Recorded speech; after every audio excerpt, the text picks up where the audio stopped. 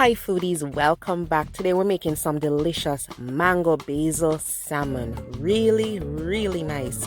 Let's get into it. So the first thing we're going to be doing is making a sauce mixture. So we want to start this so we can cool it down.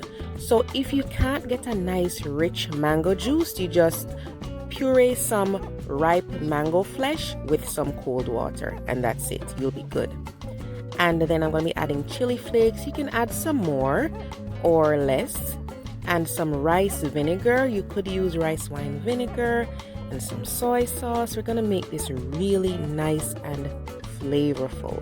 Fish sauce is used in a lot of Asian cooking to get that salty but rich flavor. So if you can't find it, just replace it with a little salt.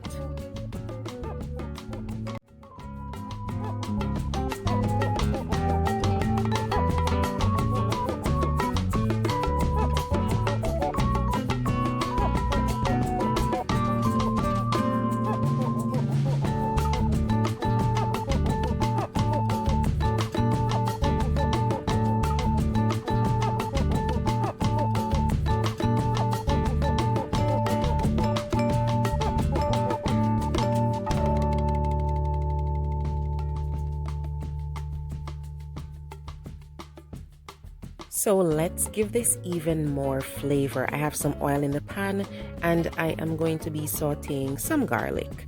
You could use more garlic or less, okay? So let this just cook for a little bit. Just a nice gentle saute. Don't let this burn because you know that's going to ruin the flavor of your sauce.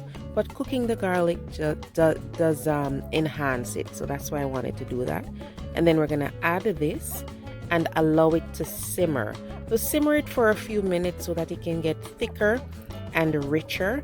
If you are not pleased with the thickness of the sauce, then we can add some slurry, which would be a mixture of cornstarch and water or cornstarch and flour, okay? So let's add some basil.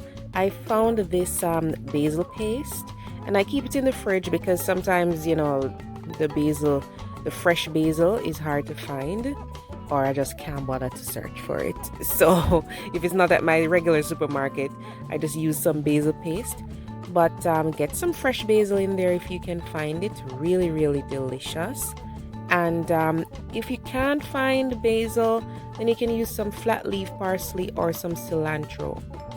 So we're just putting in a little basil there, and you can add more if basil is a flavor that you enjoy, okay? So after this has simmered for a little bit, if you still want it a little thicker, then you can add the slurry. So flour and water or cornstarch and water, add a little at a time. Okay, this will always be better than just adding plain flour because if you just add the dry flour, most likely you're going to get some lumps. So just mix in a little bit at a time. Let it continue to simmer. Watch it. If it is getting thick enough, then you don't need to use the rest of the cornstarch. And you're going to taste this and add some salt, some pepper, anything that you think it needs, okay? So guys, after we add this ginger powder and let it simmer a little bit some more, turn off the stove and we will let this cool down, okay?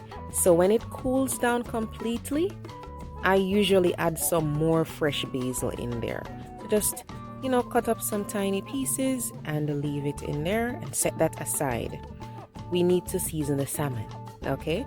So I have the salmon here. I brushed it with some oil and then we are going to season because you want the salmon itself to have some flavor aside from the sauce that's going to be poured on it. Whatever seasoning we put on this side, we'll flip it over and repeat the process. All right, and then we will be adding some salt. I almost forgot my salt, but I had my salt shaker nearby, so I'm just sprinkling on some salt. And you know, just do salt to taste. Everybody's palate is different, right? So I have a baking sheet. I lined it with foil. You could use a baking dish if you prefer. Make sure that that baking dish is oven safe or oven proof and broiler safe because we're using the broiler. So once the sauce has cooled down completely, we'll pour it over the salmon. It has to be cooled completely, just food safety reasons. You can't pour the hot sauce on the raw salmon, okay? So we're gonna cook this using the broiler. If you feel like the salmon is browning too fast, just turn down the broiler a little bit. But look at this beauty, guys. It is so gorgeous. It's really, really nice. And the smell is amazing. The flavor is so balanced. I really, really love this dish, guys. And the salmon is so tender. I really don't like to have dry salmon.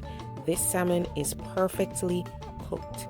All right, and you can always garnish it with some lemon, some lime, some orange, even some slices of mango if you have mango left.